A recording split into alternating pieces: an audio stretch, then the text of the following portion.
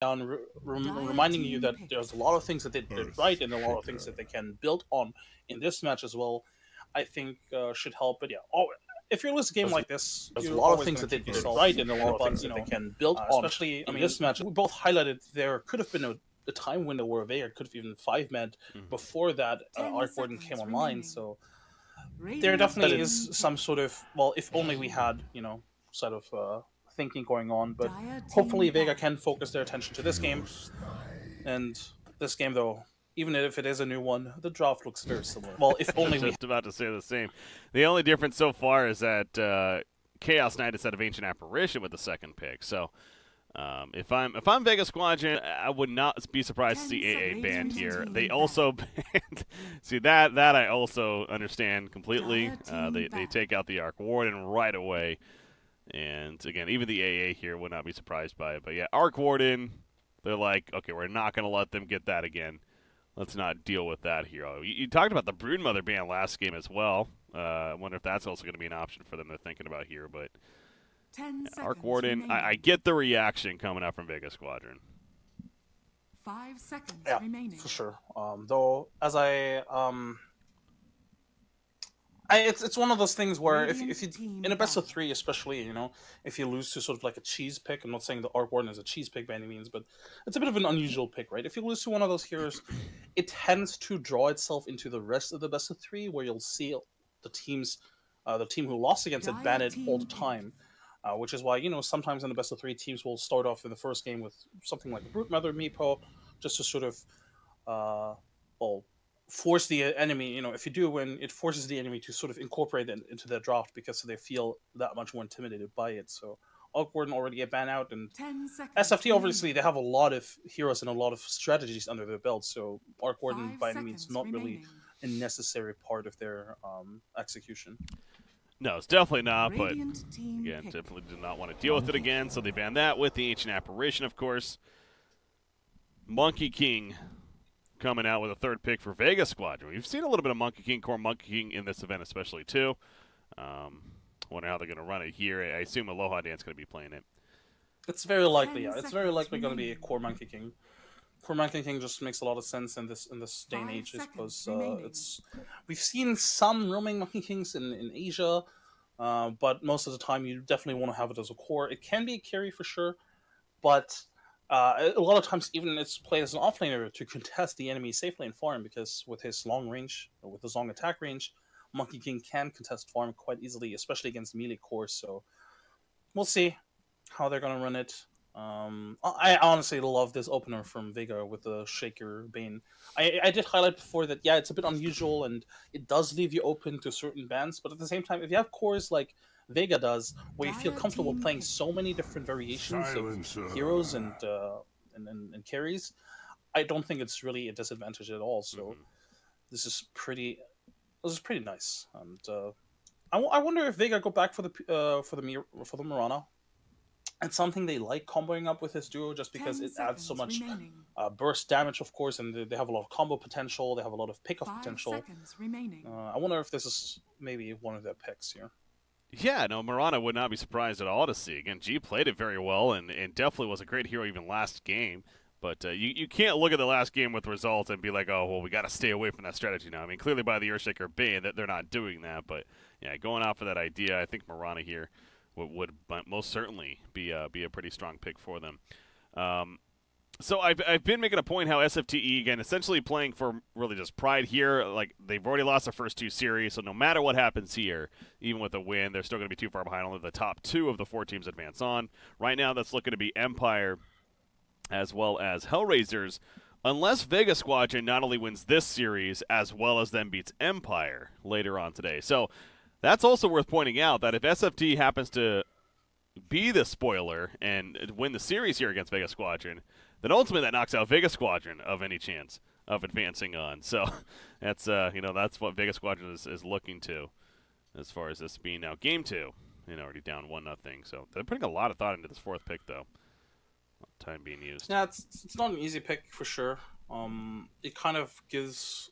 This is going to set the direction of the game, really, because That's why they're very flexible with how they want to run it. They could go aggressive. They could go just very safe defensive tri lane. Is the Monkey King going to be the carry, or is it going to be the offlaner? But whatever they're going to pick next is very likely just going to determine the direction of the game. And in most cases, I do think you want to keep the mid pick as last. And indeed, it does seem as if they're going to keep the mid for last yet again. So this is going to be again a Medusa. Core, most likely. Carry, most likely. They could technically run Medusa mid and have the Monkey King as a carry, but I believe having the Monkey King as an offlaner and then have the Medusa as the carry makes much more sense.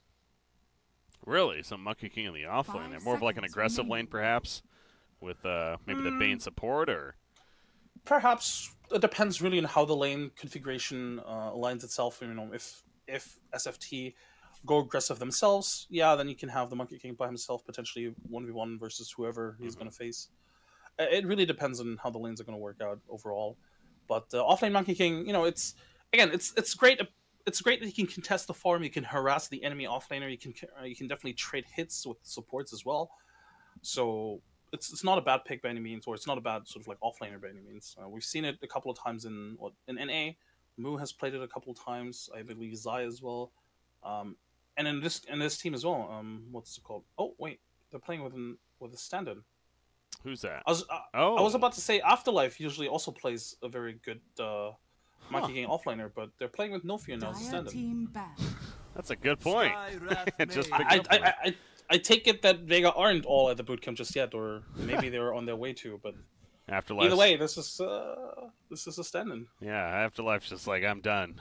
I cannot do that again. 2-hour match there. So yeah, that's actually worth pointing out. But Skywrath Mage going to be the 4th pick from SFTe. We saw Skywrath Mage yesterday in our coverage. I don't think it was from them. I think it was from a different team, but actually it might have been from them because we did watch them yesterday. Maybe it was. Anyways, point is, support Skywrath Mage. He's great harassment early on, especially. SFT ran a Skywrath Mage yesterday in the Join Dota League. So okay, so something else even. Okay. 10 seconds remaining. They ran it as 5 position 4 Skywrath Mage, and then had the. I mean, so look, because they have the silencer, it leads me to the belief it's position 5 silencer, and a position 4 Skywrath Mage, and then an offlane Nyx Assassin.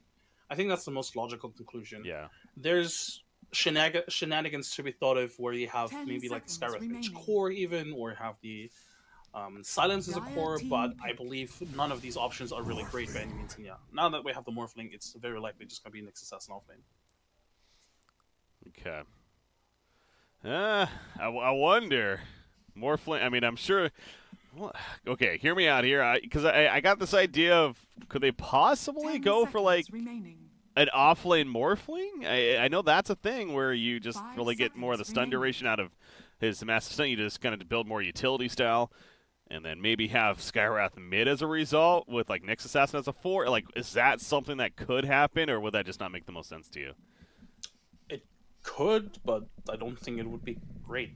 I think the traditional, the way running it traditionally, just having like either CK or Morphling mid now. Oh no, it is a Skywrath mid. All right, maybe it is an offlane Morphling. Maybe. I mean, just be right, yeah. Wait to see if they swap here, but I don't think it's particularly great, just because I think there's lots of ways to deal with a Morphling, and an offlane Morphling doesn't really want to go for the Lincolns. You usually go for the Yules, Eidolons, something along those lines. But it is probably just going to be. It might not be the offlane Morphling that we think of, with a strength build. It might be a carry Morphling, and they go sort of an aggressive tri lane again and have the Morphling farm safe lane. So yeah. We'll see. I don't think you want to go with that strength build in this game. He might. Well, I don't think it would be great. That final pick does make it a little more awkward, too, because Legion Commander with the press the attack, being able to purge that off quickly right there is something that they're going to have to be concerned about. Oh, okay, see, they are swapping. See, both teams are swapping around here. Now, this is... Because even Vega Squadron, they're still swapping around quite a bit with their heroes. I think with Vega Squadron it makes more sense because they have a stand-in, so they weren't really sure, how they're gonna lane what and how they're gonna play what. Because effectively, No Fear isn't really a traditional offlaner. I believe he's a carry, if anything. They literally actually no, he did play offlane a couple of times. I don't know. Who knows? we'll see. All right, so for all we know, they're going to swap. Well, again, look at this. Illidan ended up on Morphling after all that swapping going on. Yeah. So Pablo's playing the Chaos Knight. So I mentioned this in the previous draft that we did see a roaming Chaos Knight yesterday too, and that's going to be the case here. With how. But it is an off-lane Nyx Assassin and a mid Skywrath. Based on the items, definitely this is now set in stone. Interesting decision, really. It's actually kind of nice if you can play the support CK. I mean, we've seen already. You know, there's a couple of counter picks against the CK, right, with the Dusa and the Legion Commander in some sense. But now they're countering a support, really. So we'll see. Radiant structures are fortified. What an interesting draft, to say the least. Yeah, and after we've had that game one, you know, we get a draft like this. Yeah, this definitely kind of a change of pace for sure. Things were starting out the same, and you're like, oh god, here we go again. And then, boy, did it take a turn when it comes to Medusa just used a Fairy Fire for no reason. That preemptive Fairy Fire, man. That's wasted gold, buddy. He might have just been trying to swap around the item slots and accidentally clicked on it, but whoops. That's a whoops indeed. Okay, so Thompson Skywrath, though. I'm excited for this. Like, I've not. It's been a long time, at least, since we've seen a core Skywrath mage. But explain to me what should we maybe expect? Like, what's the possibility that can happen here with a mid Skywrath? Like, why mid Skywrath? So the possibilities here are, of course, there's a lot of burst potential, and together with the Nyx Assassin, together with the CK, you have a lot of ganking potential, really. It's just a lot of magic damage, and the silence is really, really strong against pretty much most of these heroes. But why I think, or why I didn't want the Skywrath really to be mid is I think there's a lot of, you know, the control on the dire side. The Fisher alone is such a good spell against the Skywrath mage. And there's a Nightmare, the Fiend Script, the Duel. There's so many ways to the Boundless Strike. There's so many ways to dealing with Skywrath, and Skywrath is such a squishy hero that I don't think it's necessarily a great pick here. But Skywrath is one of those snowballing heroes, right? If he snowballs out of control, it's going to be really difficult to deal with him, especially if he builds up an item advantage with the Ewald Scepter potentially. Veil of Discord is going to make him much tankier as well. And of course, just in general in lane, he's actually kind of difficult to deal with as well. Yeah, he can zone him out, but he's going to get last hits, most likely at some point, because he can just spam out Arcane Bolt. Well, they really want to address him. This is 3 heroes in the middle lane. Bane's harassing him. You got Earthshaker nearby. They're going to try to go for a first kill, but Thompson knows something's up. Oh, as I say that, uh-oh. I think I have to take back my statement. He's not going to get farm. No, he's not going to get farm, and now he might die even first blood. No, he's a little bit too fast. Yeah, he's running 330 movement speed, base movement speed. Boots on Earthshaker, though, keeping up. Pops the salve. Slayer has another Fisher in 5 seconds. Where's the support? He's running forever. Meanwhile, kill bottom. The Legion Commander. Oh, that was in the jungle even, yeah. And now they're rotating over, and now Thompson's not only going to be fine, but now Bane and Earthshaker have to be careful about hanging around here too long. That's it. Dusa did just already hit level 2. Did get a couple of lasts, 8 and 3 already, and Thompson, oh god, nothing. Here we go again. Okay, he's fine. Yeah, you're right, though. Literally no CS, but that's understandable considering he's just been trying to survive this whole time. But so the trade-off is now Bane and Earthshaker, though, are a little bit slow start for them because they did not get the kill in the end. It's fine, though, because they are not really necessarily needed in any other lane. The Monkey King is going to destroy anybody, really, unless they commit like 2 here. So, oh, Thompson. Is he dead now? He might be dead now, yeah. Nowhere to go, no more region on him. He's going to hide in the trees, but Bane will get credit for the kill. God, it just feels like that. Should they have had a rotation there? Like Chaos Knight maybe go to the middle lane and try to protect him a little bit more? Because that was happening. It's not like this was a surprise. It's been happening the first 2 minutes. Potentially, yeah. I definitely don't think they needed to commit both supports to this early bottom lane. Yeah, they got the kill, but after that they probably should have tried and rotate mid. But at the same time, it's going to be difficult for them to really prevent these kills in the first place as well. Though I say that it looks like they're going to rotate, and in fact have Thompson top lane now. Yeah, he's in trouble. G, he's definitely dead. That damage coming out, the Arcane Bolt spam, and Pablo had that Chaos Bolt and the Reality Rift as he hit level 2, so ends up being an easy kill up there. We got quite a bit of movement, so who's taking over middle now? It's Nyx Assassin. It's like, all right, if you want to tri-lane middle, let's just send Nyx Assassin there. And he'll do just fine. I like this change up a lot. This is going to make their lane so much more effective. Sure, Nyx Assassin is going to get outfarmed by the Medusa, but it's the supports will not try and kill him. they're gonna try to divert the attention top, and this is a lane they can deal with much better. I was gonna say they can turn on a Bane up here, and they easily do. For a second, Pablo actually ran away. Thompson's like, no, let's go, and they do get the easy kill. And now Thompson, he's in a little bit of trouble. Monkey King, level 2 Jingu Mastery, boundless strike, big hit right there, but G needs to be careful about overcommitting. That life still kicking in though. Thompson, why was he hanging around for so long, man? Yeah, he is dead. They were not going to get that kill with the lifesteal, and that proved to be the wrong decision. And now Pablo's also in trouble. He has a reality rift, but this is going to make a fun play with that. There's a Fisher available. They should be able to get this kill. Thompson's coming in. They could turn on the Monkey King. Oh, goes for the reality rift. No, can't get it off in time. So he'll be fine. Man, not often you see a Skywrath Chaos Knight in the lane together, and Skywrath is supposed to be more the core, and Chaos Knight's the support. What we have up there at the top lane, though. As yeah, very unique situation, but I don't know. This is why I love watching SFT. They just pull out these kind of things. They're a very fun team to watch, honestly. Not only because of their draft, but also the way they play and execute those drafts. And no, this lane change up. I don't think you would see this from a lot of teams, but they realize, all right, this lane configuration is not working out for us. But rotating the Skywrath top is just gonna make life much more easier. I mean, as I say that, yeah, we're definitely seeing a weakness of Skywrath Mage Core in the sense that he can be roamed on very easily, and you have a Bane Earthshaker who are very effective at that. So they're completely taking Skywrath out of this game right now in the sense of at least farm. Now he is level 4, and levels alone are actually pretty damn good on this hero, but they've really locked him down in this game, and that's setting up all 3 lanes to actually go fairly well. The bottom lane is even going okay. I mean, LC's. He died the first time, but he's been fine since. He's farming up the jungle. Morphling is getting free farm, but are you really concerned about that right now if you're Vega Squadron? No, not really. It's still just a Morphling. And they have a lot of ways in the mid-game to deal with the Morphling. As you pointed out earlier, Duel, Fisher, Fiend Script, there's still a lot of ways to deal with it, even if he gets the Lincolns. So if you're Vega, you definitely want to focus on the mid-game aggressors, and the mid-game aggressors in this game are the Skywrath and, of course, the Nyx Assassin. So keeping them down delays their mid-game impact quite a little bit, and Vega buy themselves more time with it. And yeah, sure, the Bane dies there, but he dies so far back, and Thompson has to walk back to the lane. Well, I was watching that the whole time. It took them a good 20 seconds to kill him. I mean, they were running after him forever. He kept juking, and finally they do get the kill. But like you say, it's well, you know what? In a sense, space created there for the dire side. Meanwhile, G's having free farm top lane. So now Bane he ports to the bottom lane. My thanks. As he actually resurrects right here. How's Nyx Assassin managing middle lane? He's 17-2. I gotta imagine he's doing all right. Obviously, he had a very late start against the Medusa, but he's it seems like he's managing fine here. Yeah, and it's unfortunate for him. It's not gonna get easier. Once Medusa's face boots up, I expect Nico to basically get nothing without using spells. It's super difficult as a Nyx Assassin to last against a hero like the Medusa.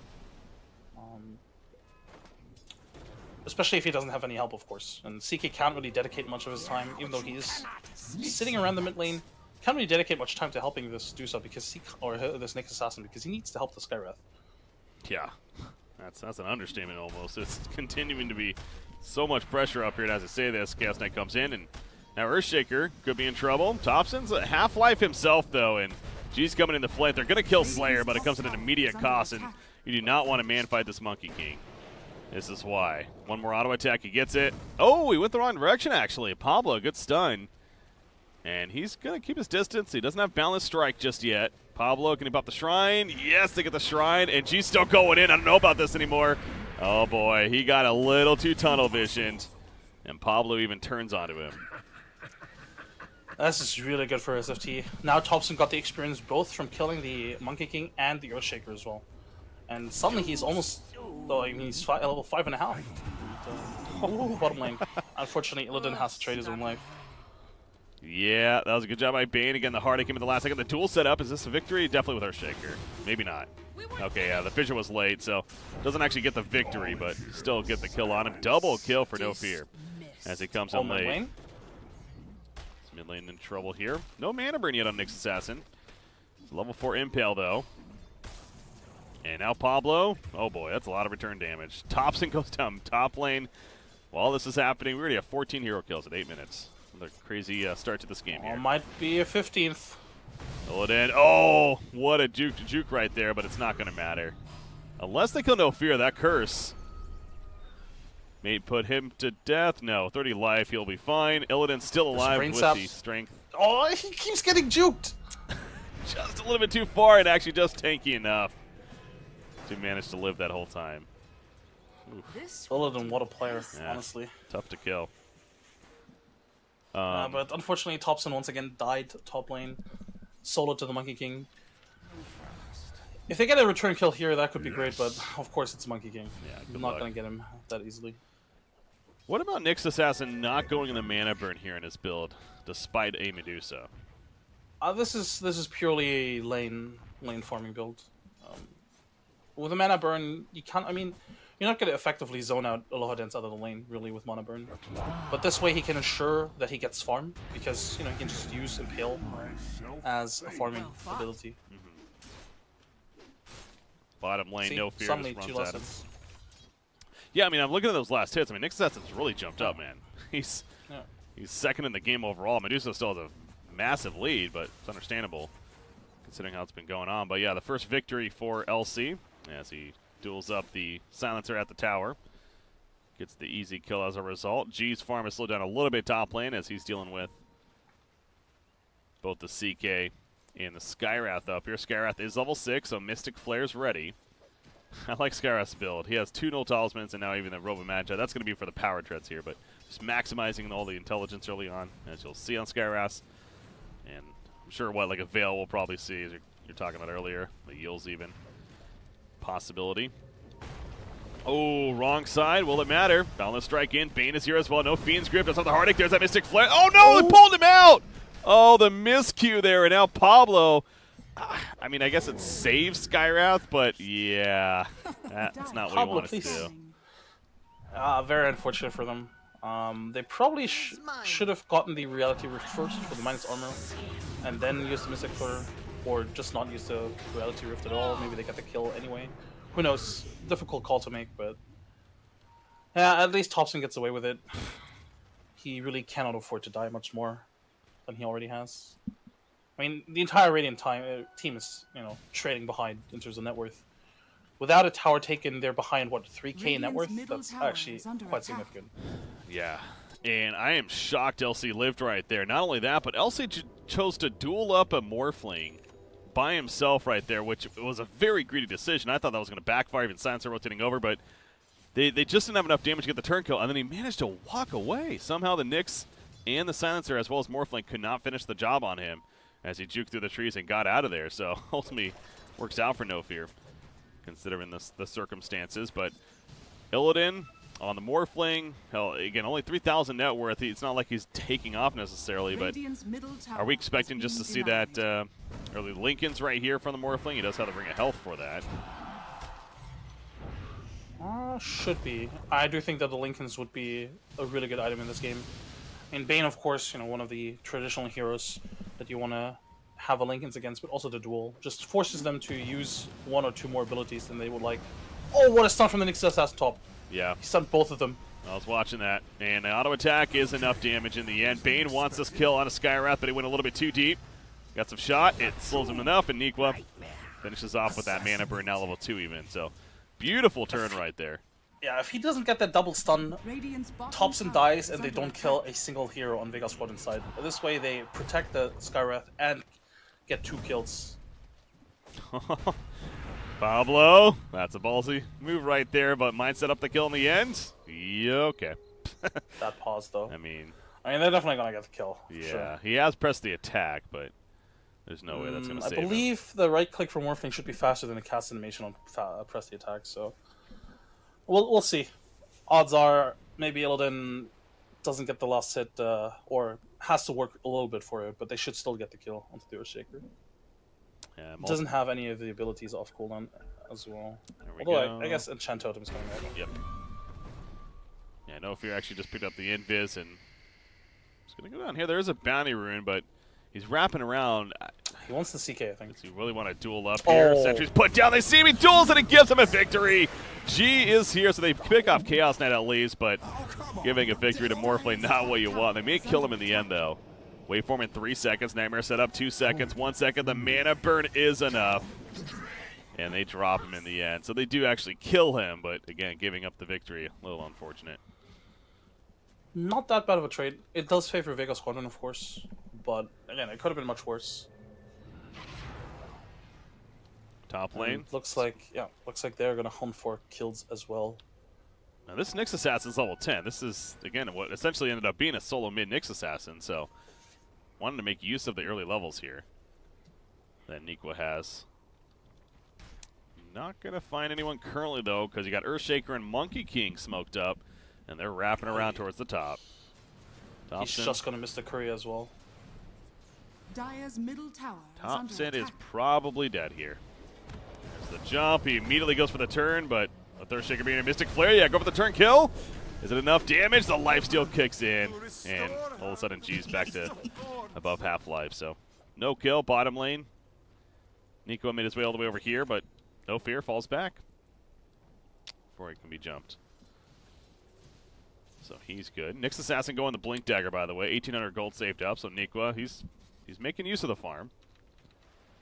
So one of the things that bother me about the Nyx Assassin core is that as a core, and the way he's been farmed is, like, it's difficult for him to be the responder to ganks like up top.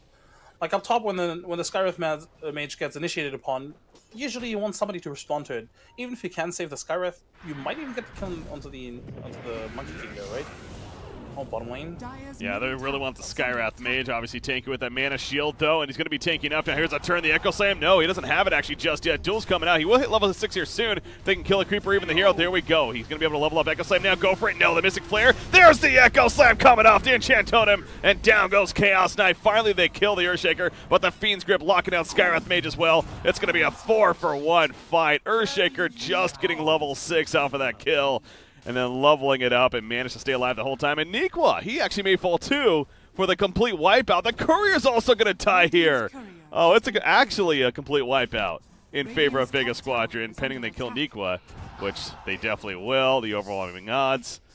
That's a really big fight for Vega Squadron. I believe Bane kept the Earthshaker alive with his Nightmare.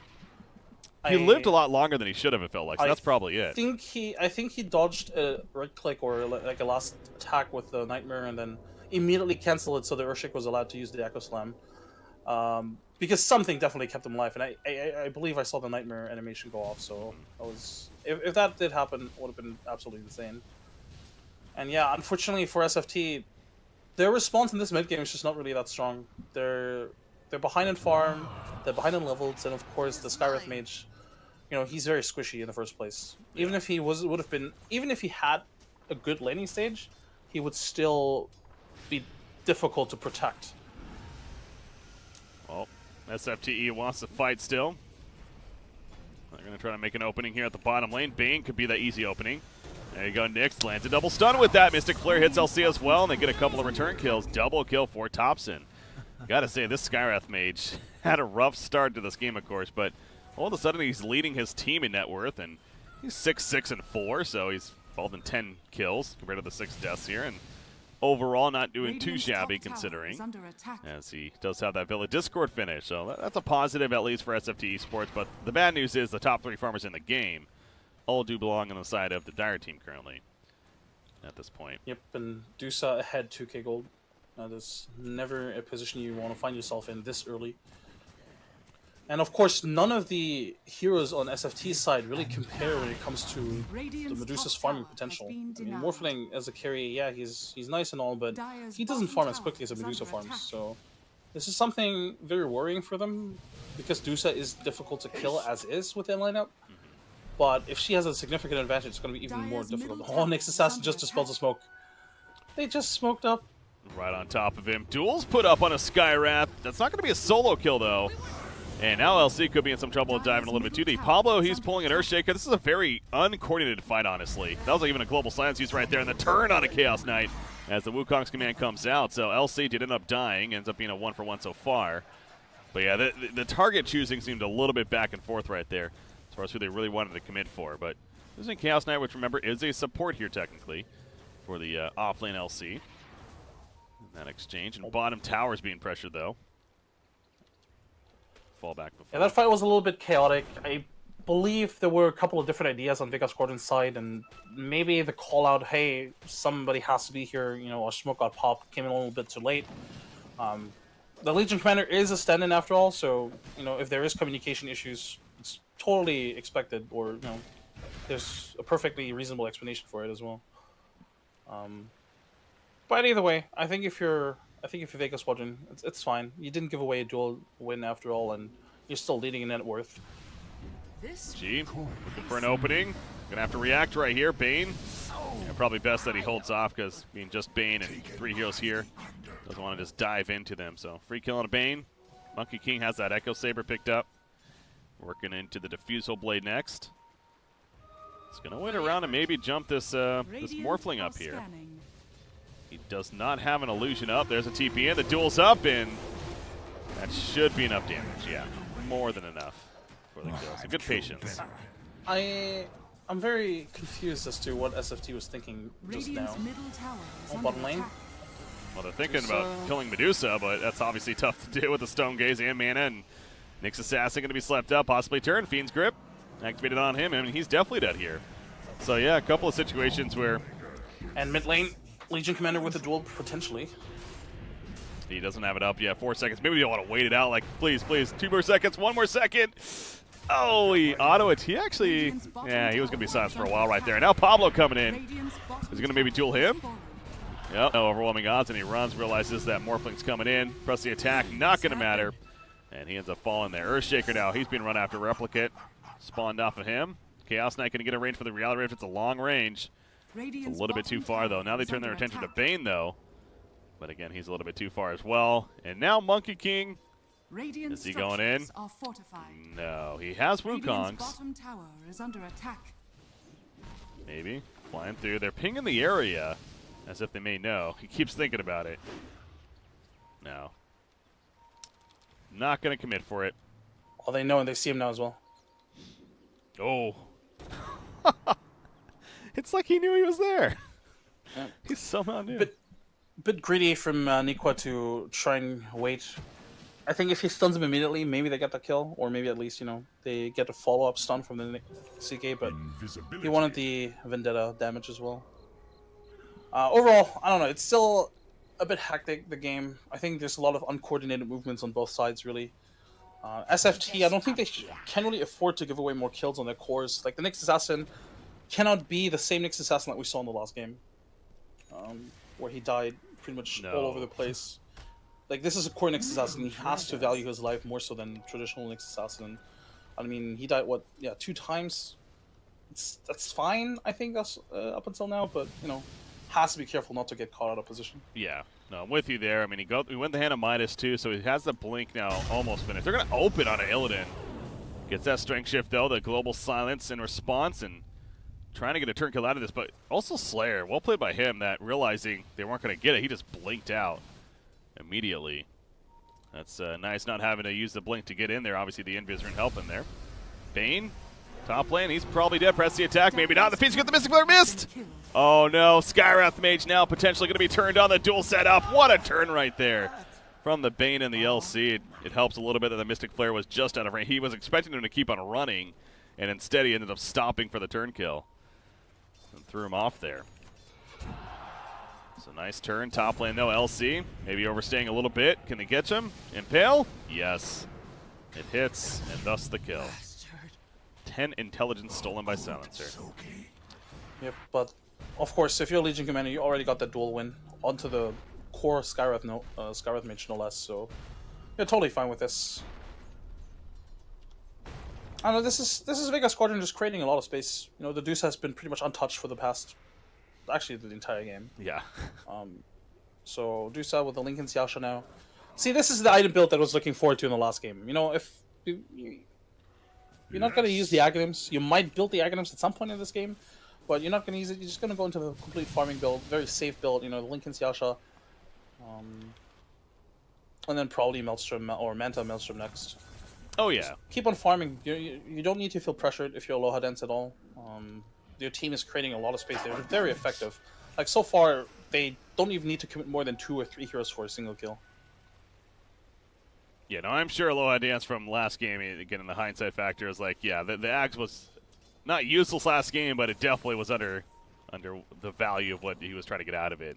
Because especially as early, like, the Axe itself was totally fine, but I think it was just picked up too early. If he had waited maybe another item before he picks up the Axe, I think it would have been just as fine, but or would have had the same impact. This is interesting up here. Nyx is scouting on the backlines. They're going to go on Medusa. The support is coming in, though. And you know that Echo Slam's coming in, probably. Arcane's Curse he used. No, he got hit on the Earthshaker, so Earthshaker has to back up. He doesn't have an Echo Slam. And the Mystic Flare will finish on Medusa for the first time this game. But the Wukong's command jumping in with the Fissure as well as the Enchant Totem. Pablo goes back up with the Reality with the Fiend's Grip, locking down Morphling, though. And they drop him. Chaos Knight going to be picked up as well. And the winner chicken dinner onto the Silencer to top it all off. Tops in. He's also going to be topped off as far as all his damage going down, so that made no sense. But he dies. Impale's not going to save him. And Nyx Assassin, he'll blink out. Did what he could do. So they kill Medusa, but the response came in, and they were really lucky that Earthshaker's Echo Slam honestly wasn't ready, as if that was, they might have been able to save Medusa even on top of that. But This is again one of those scenarios where a core Nyx Assassin, like, he has to be the scouter, right, as a Nyx Assassin. But at the same time, because he was scouting, like you pointed out, he wasn't there to actually help his team in the fight. And, that actually might have cost his life. It might really just, yeah. Yep. Brain Sap. He does have the spiked Carapace, but a nice Nightmare before he can impale. There he's dead again. They're collapsing in, though. Going to try to stop them from TPing out, but they're not able to do so. And Earthshaker and Monkey King will just walk the other direction and ultimately run away. So Vega Squadron just really building off of that lead. Medusa, despite that death, she's back to farming and almost has that full Manta style now finished. But yeah, this Monkey King, you can't overlook what he's been doing this game. I mean, the Diffusal Blade now, no doubt helping plenty there, and the BKB queued up on top of that as well. So Dire's middle tower it's going to be really difficult for SFT to fight into this Monkey King. The Wukong's command is such a strong ability that SFT can't really deal with. They have a lot of burst potential, but only single target burst. And if they focus everything on one hero that isn't the Monkey King can just sit in his ultimate and be happy. Like, they're not going to be able to actually zone or kill him during his ultimate, especially because of that bonus armor, of course. And I don't know. I think overall, just SFT's lineup is very squishy. If you have the Morphling, the CK is only a support, and then you have the cores of what, Skywrath and Nyx Assassin. Skywrath is not tanky at all, even with the Veil of Discord. Nyx Assassin, yeah, sure, he's he is quite tanky, of course, because he has like what ridiculous armor as an agility hero, but that's about it. Pablo getting back. Good decision on his part. They were just about ready to jump him, so gets back, gets some teammate support. And they're not looking to get this Monkey King who jumps down, quickly farms up the lane and falling back himself. But you look at the wraparound here from Vega. So far they're not being seen. They are going to engage on a Slayer. Slayer drops right off the bat, so nice start here for SFTe. Will it end that way, though? They're going to kind of run in the back lines. Phantasm Army from Pablo. He's just charging right up to them. They have a Shrine here as well. They're going to catch Bane, the Global Silence, assisting. So Vega Squadron caught out individual pieces here. And Monkey King is going to be able to TP out. They ping there, but they could not catch him. This is good rotation from SFT, really. It secures them a tower as well. And these are really important kills. Yeah, sure, you only get the 2 supports, but the 2 supports are pretty much the playmakers of Vega Squadron. Without the supports, Vega Squadron is not going to be able to do anything, or not be able to do much anyway. So with this, they should be able to get a tower, even if the CK illusions are just sitting there. And with that, finally, they get some map control. It's only their first tower, if any. They might not even get it. Legion is here. Alright, they're gonna do. They do, but now Morphling, he got stunned, but not gonna chase after. Nyx, he'll find Slayer. That could be a kill. Jumps, Impale, Courier's even nearby. Burst from Illidan, finishes the job. Nyx Assassin, though, he is gonna be dueled up. That's definitely not gonna be a victory, but it is still gonna be a kill in the end. That spiked Carapace reaction was nice, but not enough to stay alive. I was surprised he blinked into that. Might have been some miscommunication. Maybe they thought, hey, we could maybe try and kill the Deuce as well, but of course they couldn't. Not with the Legion Commander around. Dire's structures are fortified. All right, so now the game of Morphling. Continue to get farm on him. Is this going to be the shotgun Morphling, you think? I mean, right now he doesn't have anything queued up. For the effort. Are we going to see that Ethereal Blade? Or Yeah, it should be an Ethereal Blade.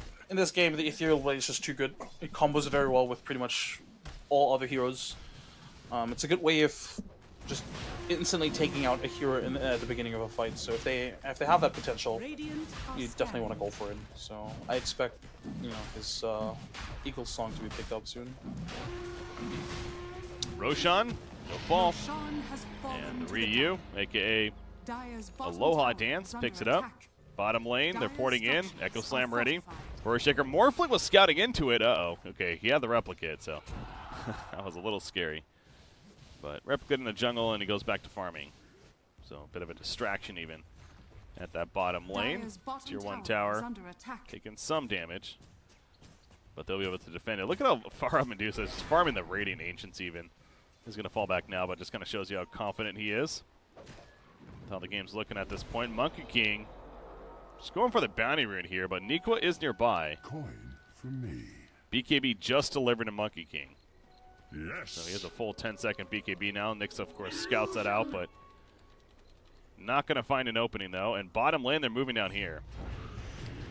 This goes duel. Okay, yeah, he's going to go for Sansa. He's pulling away with the reality ray, so may not get the victory. Yes, he will. The Echo Slam comes out of secure, and they take out Pablo on top of that. So you knew the follow-up was coming. It does. And probably going to push out bottom lane now. Yep, and pretty much as last game, SFT doesn't really have a good way of taking a 5-on-5 fight right now.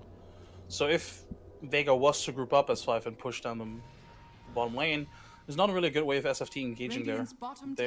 If anything, it's almost worse than last game, because last game they at least had a clockwork who could just jump in, you know, and be a little bit of a sacrificial lamb. But this game, what do they have? They have the CK who, well, doesn't really have any items. I guess Blink Dagger, but yeah, that doesn't really help initiate. I mean, it does help initiating, of course, because it extends your range. But into a 5-on-5 team fight, you don't really want to blink in as a CK. Monkey King flying around. Nyx Assassin will blink in, though. Goes for the open. Mystic Flare's put down. That's the Axe Mystic Flare, but it doesn't matter because BKB comes out. That's the anti-Skywrath Mage ability right there. And they take out Nyx Assassin.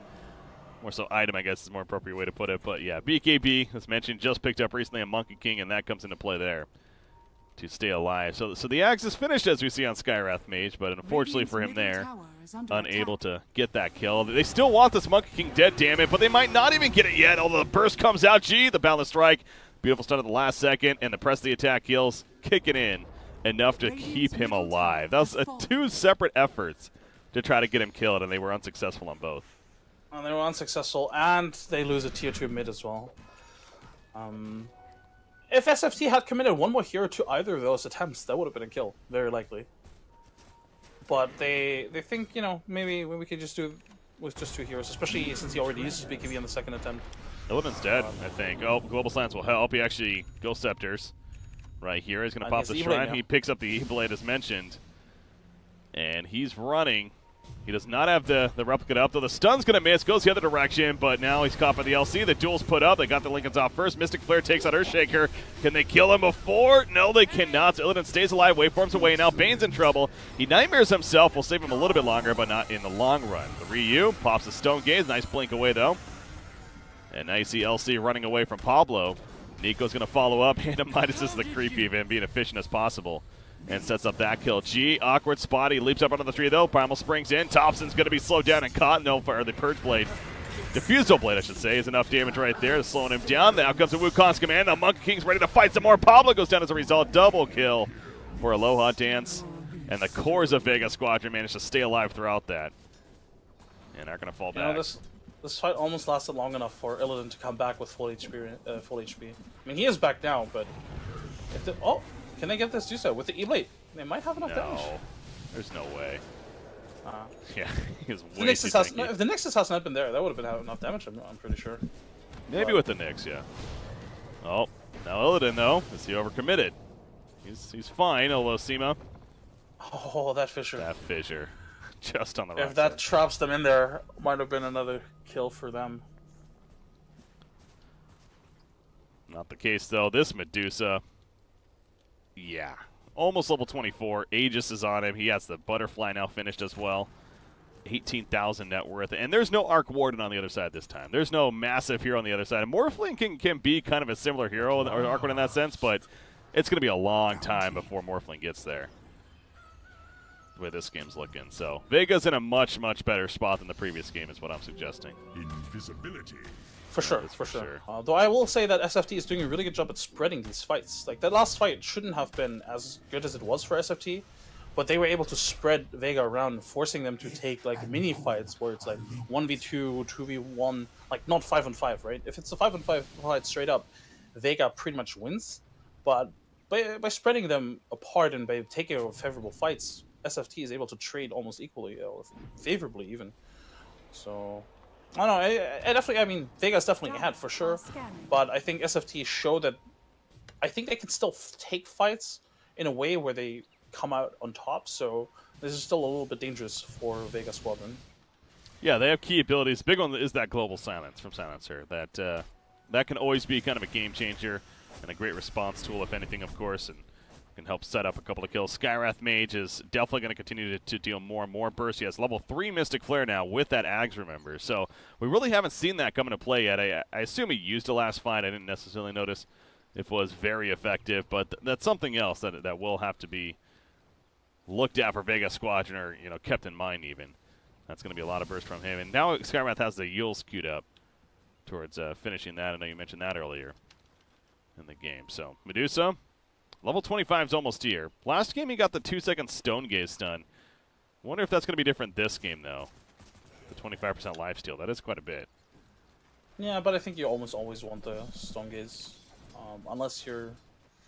No, actually, I think it's just consistently better, to be honest. Okay. Especially in this game. So, Pablo. Poor Pablo. The trap is real. Victory? Not going to be a victory, just barely. But it will be a kill. Yeah, they set that bait up quite a bit right there. And Pablo fell for it. So the support Chaos Knight continues to struggle, but look what Chaos Knight's getting next. Or at least that's his thought process. Ooh, An Ags Chaos Knight. We talked about this yesterday and what it does with spawning illusions of other heroes. So how do you you see that being useful this game for some reason? It might be, for sure. I think there's a lot of ways to build the support, and that's Chaos Knight, and I honestly hope that we'll see the items. I'm looking forward to this. It's not a hero you see in the support position a lot of times, and you certainly don't see the items on him a lot of times, so I think this is a really cool way of using him. And I don't know, Pablo in general has been playing him very uniquely in a sense. I mean, if you do play support Chaos Knight, you kind of have to play him similar to how Pablo has been playing it, but it's still fun to watch. Like, CK just lying and waiting behind the tree line trying to kill Bane. It's not necessarily what you see in a core Chaos Knight, right? Middle lane, they're going to catch Nyx. He just walked right up and simply set up the duel with that Shadow Blade. So, catch a Nyx Assassin off guard at 70 seconds. He'll be dead for, no buyback actually, so a bit of an opening here for Vega Squadron now to maybe start pressure in Tier 3. Medusa, no Aegis or anything like that, of course, but Medusa, the plus 2 second Stone Gaze stun is picked up here, as you expected, and has that Stone Gaze ready to go if a fight is committed to. So can they really hold against the Dire side? Got to be careful if you're SFTe. Especially since the next assassin doesn't have buyback. I think Vega is just trying to force a buyback, if anything, or maybe I don't think really they can siege this Tier 3, but they're also not going to force out the buyback. Unless they can jump in with the Legion Commander now, under the guise of the smoke. Yeah, you mentioned they're smoked up behind him, not letting SFT get information on where they're at. They were pinging Pablo right there, but no one's going in. Just doing the slow, methodical game. 10 more seconds though. Nyx Assassin will be back up. There's the Lincoln's taken off. A lot of cuts shot. The Mystic Flare's put down. Actually, Medusa is melted by your Echo Slam. Goes off though. G with the Wukong's command very aggressively. And Pablo trying to sit on top of that Medusa. That's not going to work though. Stone Gaze activated. The stun up on Nyx Assassin who just came back up. That's a Fiend's Grip. Pretty aggressive one. Bane realized that was not the best position to be in, so he tries to fall back now, but I don't think he's getting out of this one. The TP, maybe? No way. Yeah, he does fall, even with the press of the attack coming out there at the end. So Vega Squadron, they killed Chaos Knight, but couldn't really get much more out of that. I mean, there were no buybacks used, right? So that was just simply a hold there. Yeah, they only get the Chaos Knight, but at the same time they also, deal a lot of damage, or deal a little bit of damage to this tier 3. It's a bit worrying, I think, for Vega that SFT was able to hold this well without really committing too much. At the same time, I think Vega maybe overcommitted a little bit on the CK. Like, they dropped the Wukong's command, and then they even dropped the duel, and I think they used the Echo Slam as well? I believe so, yeah. That? Yeah. Either way, they just committed quite a little bit of it. If they keep the Legion duel, they might even threaten another kill. But without the duel, there's basically no way of doing that. And then the Fiend Script was thrown out on an X-Assassin that they didn't commit on either. So, I don't know. At least they're sieging though. This is something that we missed in the last game, of course, right? They didn't really commit to a siege, even though they did have the upper hand. And I like that they did now because this is what they should be doing with this lineup, in my opinion. That kind of goes back to the idea I was mentioning earlier too, where the biggest difference last game was that you had that Arc Ward on the other side that was not only getting a great farm, but he's great at using that farm for split pushing and constantly bringing you back and distracting you. So I think that was the biggest issue last game for Vega Squadron, where this game, they don't necessarily have that to worry about. I mean, Morphling can get to that point, but with the way he's built right now, I mean, he's not necessarily going to be there anytime soon. So, yeah, they're definitely not having to worry about that issue. In fact, they've only lost 2 towers at 38.5 minutes. So they have a lot going for them there. And they're going to go for the Roshan now with a double damage rune activated on Medusa currently. She actually has a Divine Rapier queued up. Part of me hopes she doesn't go that, but at the same time, you're right. Are they really killing her? And that'll just end the game sooner, I guess. But with an Aegis, a lot of ends might just pick it up, honestly. It was already difficult enough as is to really get the lower ends down low in the last engagement. And with the Aegis, for sure, it might just be the difference maker, really, and just force the game to end sooner than it did. Oh, duel over here? That's a duel victory for the CK. Don't know what that was about. Why was he so far ahead? Jesus. Shadowblade Blink, I think he had the right idea in mind, but his team was just not in position to really follow up on it. Yeah, they had been, sure, but no, they just not close at all. That's the issue. That makes it not a right idea, right? Yeah. You got to know that your teammates can't get there as soon as you can. I glanced away for a second, and before I know it, Elsie's just jumping in and going complete YOLO mode. So, yeah, that was a little bit too far. That's another victory he gives up. This one to Chaos Knight, which, that's support Chaos Knight, but at the same time, he still has potential for some nice upfront damage. And feeding that off to him top lane. What's going on up here? Next assassin nearby. The Echo Slam opening on a Morphling, though. The Global Science comes out in return. Bane, he may end up falling with his auto attacks. Illidan, the shotgun comes out, and yes, they do. Nyx Assassin hiding inside the Axe. And the Wukong's command, the BKB from G, but they don't even know where he is. Don't have the detection for it, so they're having to run, actually. Retreat here for Vega Squadron. They might follow up on it. CK and Skywrath are coming in. Pops a link in. Nice Manta from Aloha, and that'll keep him alive. So they cannot capitalize further, but still a couple of kills. Now going to push out the top lane. And it all goes back to the LC kind of diving as he did. It seemed a little silly shortly after the Roshan kill especially. So it's kind of slowing things down a little bit. Going to reset here and then try to make some kind of push. But Medusa, 4,800 gold saved up. You got to figure she's going to buy some item next, like before they try to really push, whether it's the Rapier or not. But could go with an MKB. Could go with a Mjolnir. Potentially, Mjolnir could actually be really strong here. But, yeah, I don't think this is a Divine Rapier game just yet. Maybe after 2 more items. Maybe like after an Ice Scotty, he can. But she's still very squishy. 2.1k HP. It's not a lot.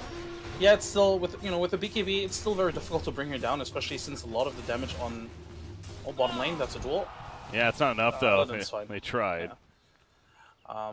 Yeah, with the BKB, it's still going to be difficult for SFT to bring her down because obviously they do rely on that Skywrath mage to deal most of the damage. But still, I don't think you really want to risk it. There's no point in risking it at this stage. Vega Squadron, man. It's like you know, it would be fun to see. It would definitely be fun to see. And technically speaking, while she does have the Aegis, it is going to be difficult to bring her down. But that window is closing soon because the Aegis is obviously going to run out.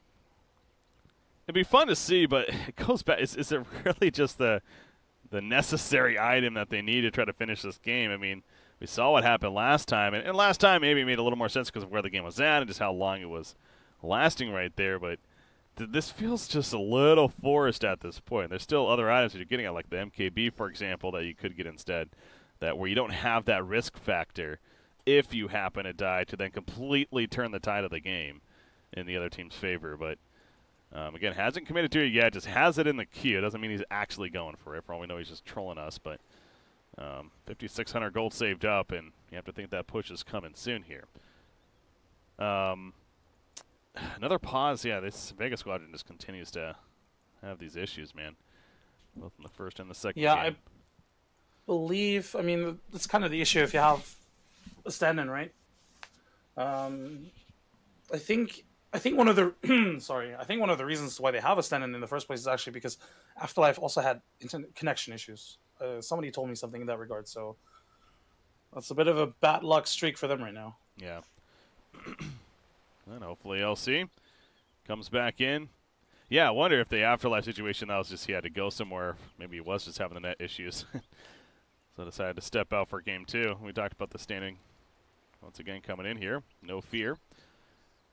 But going to wait on him to return. Well, I guess today, guys, it's going to be potentially another long day. Yesterday we had 3 best-of-3s as well, and all the series went the distance. So it's a long casting day there. And this is our first series of the day. We had a 2-hour first match, and this one's dragging on right here. And at this rate, if Vega Squadron holds on, of course, that means a game 3 coming up for this one. And things that the schedule's going to be changed a little bit today. I'll say that much. So obviously we'll keep you guys updated on what the status of these following matches that are set to happen.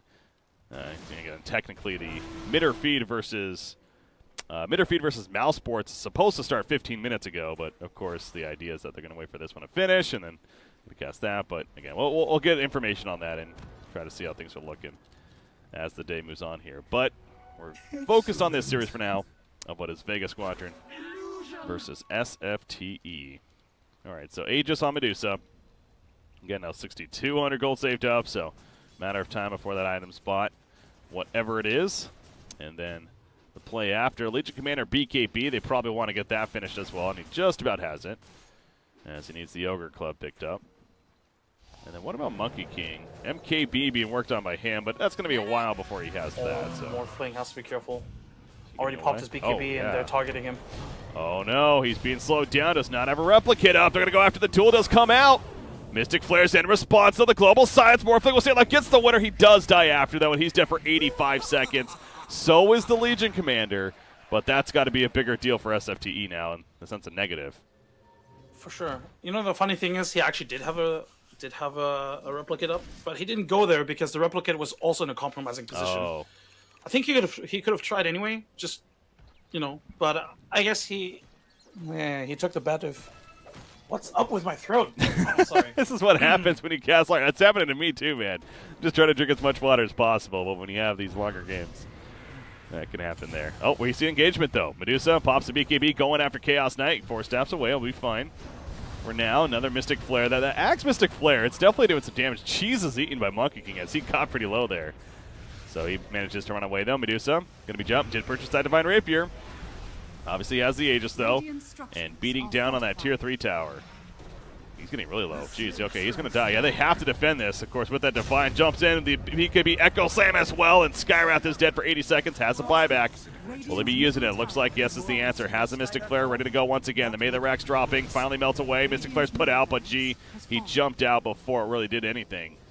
And thus he's going to be fine. Aloha Dance also makes its way out of there as well. So they come and they get the Melee Racks. It was an Aegis use, but they fall back before much else happens. Yep, this is the Vega that I think this is pretty much how they wanted to play last game, or how they probably should have played last game. Like you mentioned, it's a different game, of course, because there's no Arc Warden. But still, you know, just knocking on the enemy door after you get like a kill or two, it's pretty much how you want to execute this lineup. And Yes. You know, they're just doing it really well. Yeah. Yeah, they did go with the rapier now, but I do think that it's very difficult to bring down this Medusa, and I think Aloha Dance has showed that he can play it very safe even with the rapier. And I mean, he's only died once in this entire game, so I think this is fine for them for now. Though it is risky. It is risky, for sure. But at the same time, SFT is not in a really good position to take these fights right now. They can if they get those pickouts, and I think they've shown that they can get those pickouts, but it's still not an easy thing to do. Okay, Not by the way, lineup. Axe is picked up on Chaos Knight, so we'll see if that comes into play here perhaps in the Morphling. The BKB is going to be activated, going toe-to-toe with the Medusa, but this is not a fight. Morphling's going to win. He has to get out. He waveforms away, just trying to run. Pablo still has that Phantasm. They're not using it just yet. Global Silence coming out. Reality Rift. There's the Phantasm of the Morphlings. The Mystic Flare. Medusa's dropping. If the Medusa dies, the Divine Rapier will fall, but she barely lives. The bait was real, but it's not enough. Morphling goes down. So does CK. And now Skywrath Mage. Yeah, at least got onto the ledge, and he blinks out somehow. So good job by Thompson there. But oh my gosh, that almost worked out for the Radiant side. It just didn't, though, and now it's just falling apart. The Nightmare, a little awkward. Not going to matter. Silencer's going to fall. And again, Morphling's dead for another 60 seconds. SCSC is still alive. Wow. All right, well. He's still alive. Use the Midas. There you go. Use the Midas. We got the Midas. He's fine. Efficiency. Well, we Yeah, saw that come into play there with the CKX. Oh, it's pretty fun to watch. But at the same time, though, it's still against the Medusa. Like, how effective is that really ever going to be, right, against the Medusa? And, of course, since Morphling is still down, there's no buyback of the Silencer either. This is likely another set of racks. Yeah. Yeah, Skywrath Mage. Another Mystic Flare's ready. Not getting in range, though. What were we going to say? Sorry. Yeah, with that, I just don't really see SFT coming back into this game. I mean, yeah, it's not over, of course, but it's very difficult for them to fight against two lanes pushed in. And what's stopping Vega really from just doing what they did thus far, just doing it to the top lane, right? They're just going to push a top lane together, potentially wait for a pickoff, and then they're just going to execute again. So, I don't know, I think if you're SFT, you might want to focus your attention into the next game already. I'm not saying it's over by any means, but it feels very over. It's definitely, and yeah, I know that's going to sound like we're complaining, like, oh, come on, let's just move on to the next game, but there definitely is a point to that, where you just played an hour and a half, almost 2-hour game in a sense, with all the pause and everything in the first game. Yes, you won, but now game 2, we're coming up to 50 minutes here. You know, how much do you really want to grind this out? Obviously, the circumstances are different than the previous game, so maybe they have that mentality of like, well, we were able to come back last game, so we're going to still stick in there. It is different here, but at the same time, they have every right to stay in, and they're choosing to do that, and you know, obviously want to try to win it here and not have to go to that game 3. But you know, I'm with you. Vega Squadron's in a very, very comfortable position now of winning this game. I mean, you still have outer towers up here for the Radiant side. They just killed bottom tier 1, so you still have middle and bottom tier 2 towers going. Yeah, you have those towers, and at the same time, SFT doesn't have a good lineup to deal with these waves. Morphling is pretty much the only hero that can actually reliably kill these heroes without, or these creeps without taking a lot of damage. Skywrath certainly doesn't deal with these waves too well, and Nyx Assassin, I guess, has Impale, but that's basically it. So, going forward, you know, they have to do something, and you could see, you know, they were posturing up top because they expected Vega to push in, and they planted a ward, they waited, but Vega was smart enough to not immediately force the issue. Instead, they fell back, farmed up a little bit, and potentially just waiting for a new item. They could just wait on maybe like the Scotty on the Medusa to make her even more tanky. They're not under any pressure by any means, even though they could technically, you know, they could try and force the issue, but they're not under any pressure. If anything, it's SFT that have to do something. And as I say that, they're smoked up, looking to force a fight. Yeah, again, if they can manage to somehow take down the Medusa, steal the Divine Rapier, Morphling especially, or even the Chaos Knight, honestly, it's a good value there, and they're going to find him. Now the BKB's pop, though, and now you definitely don't want to fight into that. He has the assistance nearby, so unable to find the jump. Slayer will deward there and run away. He has the gem, obviously, to assist. So as far as vision goes, they got a ward in the middle lane now, but not much else to work with here. What is the Radiant side? So they smoke up again, and they're going to try for another opportunity. See if they can find an opening. I don't think they were seeing smoke, so maybe. Bane is going to check out Roshan. This is a pretty much maximum Roshan respawn time. 20 seconds. Here we go, though. Pablo jumps in. Mystic Flares put down. They do kill Earthshaker off the back. Global Science used as well. Legion Commander pops a BKB. Remember, Medusa doesn't have his. He used it just earlier. So, yeah, the Dire Star wants to keep retreating here. They're going to catch Bane, who is attempting to TP, and that's 2 pickoffs. No buybacks. The Reality Rift does not pull in. Monkey King had the Lincolns. Also now the BKB activated. Medusa trying to hunt for him. Blinking 3 on Chaos Knight. Nyx Assassin also has a blink. He's going in. Can he get the impale? He does. Chaos Knight comes in as well. Reality Rift, there's a lockdown. Nyx Assassin spiked Gearbase, but there's another BKB from the Ryu. And turning on to Chaos Knight pretty damn quickly. He still has that Phantasm Illidan. They got the pick. They're on a Skywrath Mage, and he's staying dead for 100 seconds. Now there's a dieback on him. They got LC, though. So these trade-offs happening in this fight. A Morphling.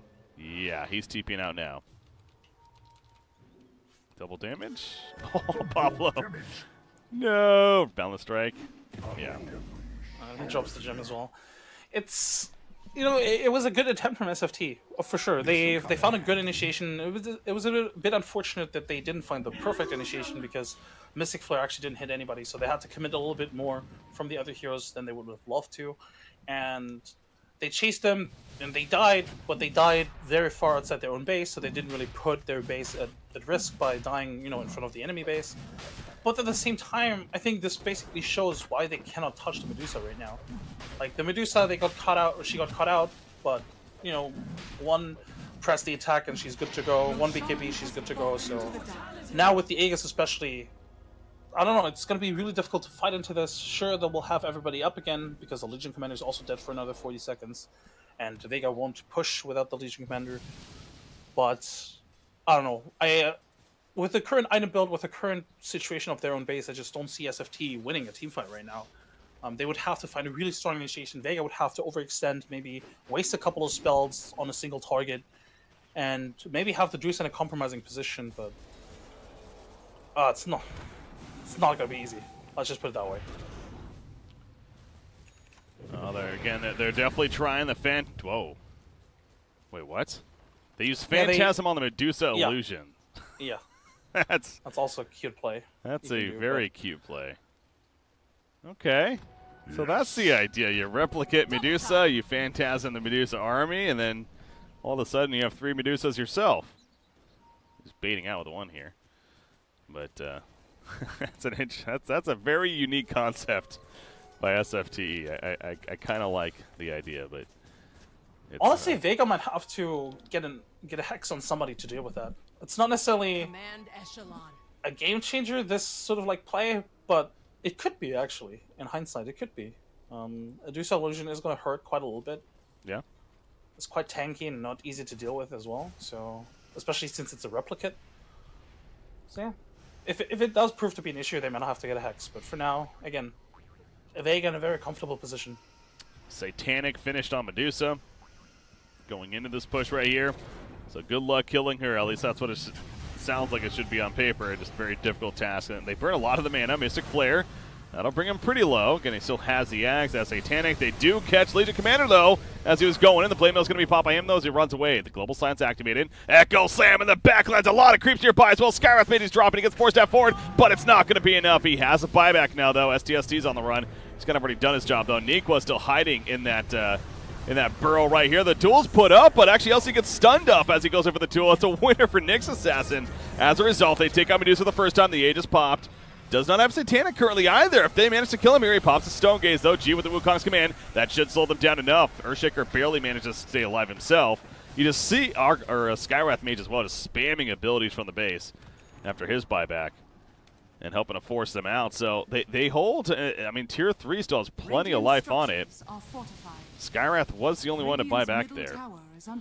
Unfortunately, though, if you look at the base, you know, there's a huge creep wave coming in, and next time they won't have Glyph, and the Tier 4 will take more damage. So this is just, yeah, they definitely hold very well, even if they had to buy back, of course. But they hold the line, they get the Aegis, and they showed that they can kill the Dire Heroes, but it costs them quite a little bit. And at some point, those resources, be it buyback, be it Glyph, they're gonna run out.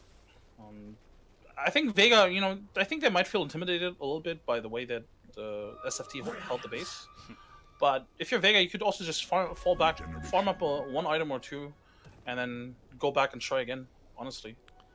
See, this is the problem with Divine Rapier, though, in my mind as well, is that, and I'm not saying that they've necessarily been doing this, but the logic is that, yes, your damage is insane, and it allows you to help the siege better, whatever, and much more of a threat, and thus the other team's scared of themselves, but you also have this mentality now of, I have a Divine Rapier, I have to be really careful, and, you know, so you play maybe a little more safe than perhaps you would with, said, like an MKB instead or whatever else, where playing that more aggressive route may have gotten you the kill and ultimately help lead you to victory, or if you're playing safe, it's just more of like, I want to make sure I get back before I actually die and drop a Divine Rapier and give it to the other team kind of deal. So, again, I'm not suggesting that's necessarily what happened there, but that no doubt has to be part of the mental state, too, when you have this item as early as you did. Oh, for sure. For sure. You definitely can tell that, you know, they're playing a little bit more safer. They're always grouping up, making sure that Oloadance is practically never alone.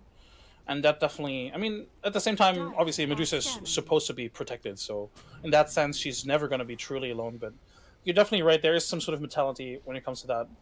So this is definitely something worth considering, but at the same time, without the Divine Rapier, they might not have gotten those 2 sets of racks, because it is quite a significant amount of damage, and they find the Morphling.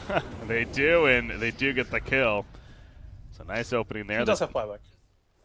LC has a Dagon, by the way. I heard that going off, and he actually opened with it. She's used it a couple of times already. It's a weird pickup for sure, but with the E-Blade in play, and with a lot of like squishy heroes, like such as the Skywrath Mage or the Silencer, it's not necessarily a bad pickup, but I will say that I think any other item could have been probably better than the Dagon, even if he is looking to actually, you know, level it up as well.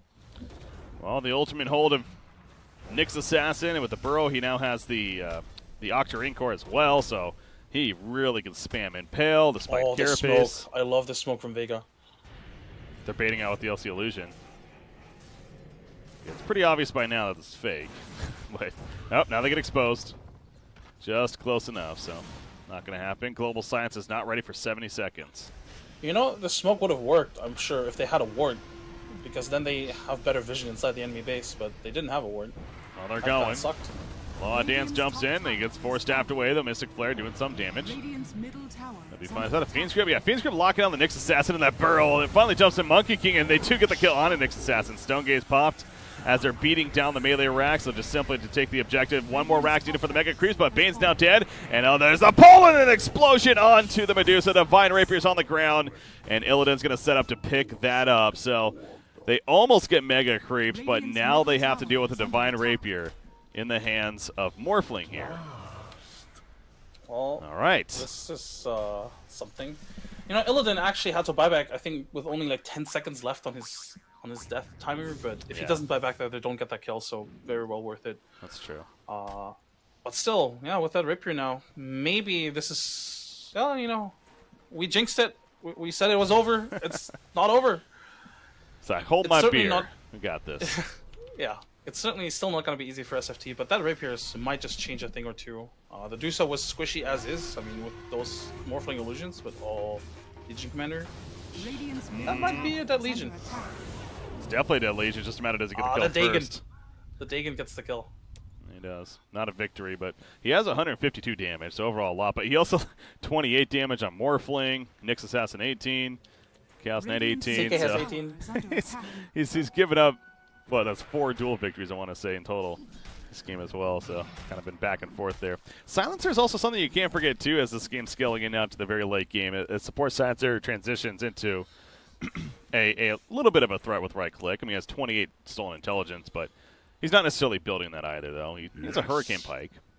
All right, Breaky. Strap yourself in. I predict this is going to go on another 30 minutes.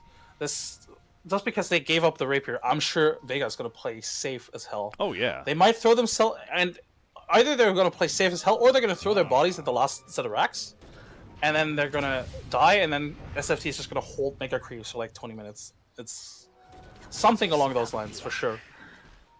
Medusa has another Divine Rapier queued up. Why not? He's like, all right, I lost mine. Might as well get another one. But I would believe it. Phantasm, by the way, used on Morphling. Jeez. Using that to now push out the middle lane. Here we go, Monkey. They are going to dive it. They want the Mega Creeps, Wukong's command. There's a fortification. They're going all out for this. Stone Gate's popped in the back, and it's going to be difficult to fight into it, no doubt. Nico almost dies. Nice round pop. There's the Mega Creeps. Echo Sam in the back lines as Chaos Knight. He's full go. Illidan, though, now. He's running in. Bane is going to get one shot right there. The shotgun on Earthshaker, pulling with the Reality Rift, and he too will fall after the fact. But you know what? Considering those are the only casualties, that's still worth it for Vega Squadron here. Oh, for sure. Oh, Dusa bottom. There's a replicate. He goes in with this Divine. He hits pretty hard, but Medusa, tough ask here as far as the kill, and you got to be careful. Go too far! No. He kills himself! Oh, no! And that might have just done it. No buyback. Alright, I take everything back. This is not going to last another 30 minutes. No buyback. Rapier back on the Medusa. Look, I'm not going to make any definitive statements anymore because obviously that's not going to work out. That's a dangerous thing here. They're trying. Without Morphling, not nearly as much firepower though. Maybe some upfront burst, but that's it. It falls off, and now you have Silencer. He's dead. Impale from behind. Nyx Assassin just going to try to stall as much as possible. Silencer does buy back. Nope, they know Nyx is here. Thompson running back in. Mystic Flare in 1 second. He gets it down, but it's not enough. He will fall. They're spamming out Nyx here. They know he's here. It's just a matter of getting to him. I don't know if that duel's going to work. It's so tanky. Gets it. Nice. Know your weakness. He actually went to press the attack cooldown, by the way, rather than the damage and Legion Commander, but likes the purge more of this game. They're not relying on him to be a big damage dealer anyway, so. Yeah, he's also given up quite a few duel wins, so yeah, that's true. Might put that into good point. Consideration.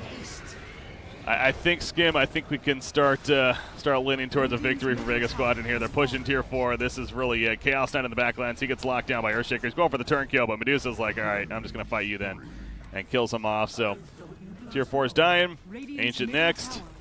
We're going to a game 3. Another hour plus match. We got the game 3 coming up. Vega Squadron with the victory and putting it on. Will we see SFT, Medusa again? I don't think Dusa is necessarily the